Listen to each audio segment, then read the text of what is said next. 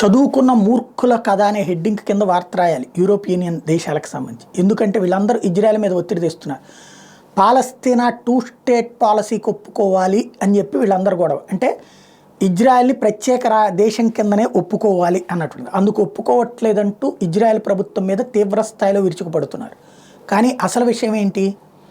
అమెరికాలో ఎవడన్నా వచ్చి దాడి చేస్తే అమెరికా వాడు పర్లేదులేని అవతలోడికి దేశాన్ని ఇచ్చేస్తాడా? లేదు. బ్రిటన్లో ఏదన్నా ఒక ప్రాంతం వాళ్ళు తిరగబడితే వాళ్ళకి ఇచ్చేస్తాడా? ఇక్కడ పాలస్తీనా అనేటువంటిది పక్కన ఉన్నటువంటి పాము. వాడికి ఒక ప్రత్యేక దేశం నడిపే సీన్ ఉన్నోడు ఎవడూ లేడు అక్కడ. చదువు సంజరాని దద్దమ్మలు ఉన్నారు అక్కడ. పైగా తీవ్రవాదం గొప్పదని ఫీల్ అయ్యేటువంటి మూర్ఖులు ఉన్నారు అక్కడ.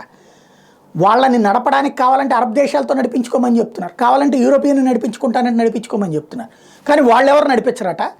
కానీ అది ప్రత్యేక దేశంగా ఉంచాలట. అప్పుడు ఏంటి? రోజు సచ్చేది ఇజ్రాయెల్. ఆ ఇజ్రాయెల్ వాళ్ళ ఎట్ట సచ్చినా మాకు అనవసరం, మేము మాత్రం ప్రజాస్వామ్యం కోసం అని చెప్పి వేరే దేశం ఉంచండి అని చెప్తారు.